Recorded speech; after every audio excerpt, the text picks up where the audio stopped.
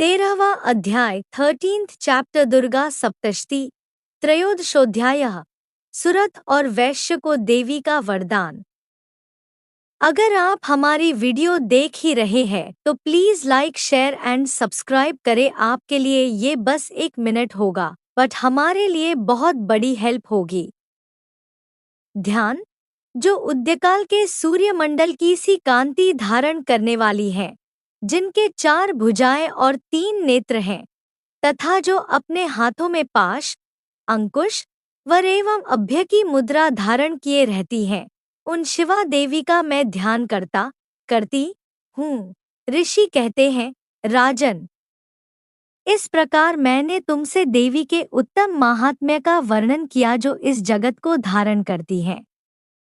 उन देवी का ऐसा ही प्रभाव है, वे ही विद्या, ज्ञान उत्पन्न करती है। भगवान विष्णु की माया स्वरूपा उन भगवती के द्वारा ही तुम ये वैश्य तथा अन्यान्य विवेकी जन मोहित होते हैं, मोहित हुए हैं तथा आगे भी मोहित होंगे। महाराज, तुम उन्हीं परमेश्वरी की शरण में जाओ। आराधना करने पर वे ही मनुष्यों को भोग, स्वर्ग तथा मोक्ष प्रदान करती हैं।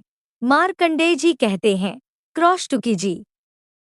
मेधा मुनि के ये वचन सुनकर राजा सुरथ ने उत्तम व्रत का पालन करने वाले उन महाभाग महर्षि को प्रणाम किया। वे अत्यंत ममता और राज्यापहरण से बहुत खिन्न हो चुके थे महामुने, इसलिए विरक्त होकर वे राजा तथा वैश्य तत्काल तपस्या को चले गए और वे जगदम्बा के दर्शन के लिए नदी के तट पर रहकर तपस्या करने लगे। वे वैश्य उत्तम देवी सूक्त का जप करते हुए तपस्या में प्रवृत्त हुए। वे दोनों नदी के तट पर देवी की मिट्टी की मूर्ति बनाकर पुष्प, धूप और हवन आदि के द्वारा उनकी आराधना करने लगे। उन्होंने पहले तो आहार को धीरे धीरे कम किया, फिर बिल्कुल निराहार रहकर देवी में ही मन लगाए एकाग्रतापूर्वक उनका चिंतन आरंभ किया।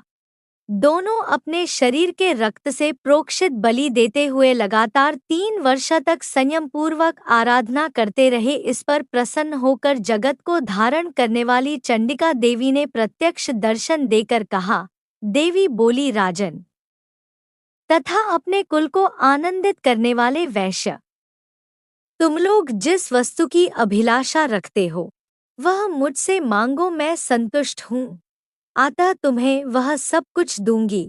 मार्कंडेय जी कहते हैं, तब राजा ने दूसरे जन्म में नष्ट न होने वाला राज्य मांगा तथा इस जन्म में भी शत्रुओं की सेना को बलपूर्वक नष्ट करके पुनः अपना राज्य प्राप्त कर लेने का वरदान मांगा। वैश्य का चित्त संसार की ओर से खिन्न एवं विरक्त हो चुका था और वे बड़े बुद्धिमान थे, अतः उस समय उन्होंने तो ममता और अहंतारूप आसक्ति का नाश करने वाला ज्ञान मांगा। देवी बोली, राजन, तुम थोड़े ही दिनों में शत्रुओं को मारकर अपना राज्य प्राप्त कर लोगे। अब वहां तुम्हारा राज्य स्थिर रहेगा। फिर मृत्यु के पश्चात तुम भगवान विवस्वान सूर्य के अंश से जन्म लेकर इस पृथ्वी पर सावर्णिक मनु के नाम से विख्यात होगे। वैश्यवर्य, तुमने भी जिस वर को मुझसे प्राप्त करने की इच्छा की है उसे देती हूँ, तुम्हें मोक्ष के लिए ज्ञान प्राप्त होगा। मार्कंडेय जी कहते हैं, इस प्रकार उन दोनों को मनोवांछित वरदान देकर तथा उनके द्वारा भक्तिपूर्वक अपनी स्तुति सुनकर देवी अंबिका तत्काल अंतर्धान हो गईं।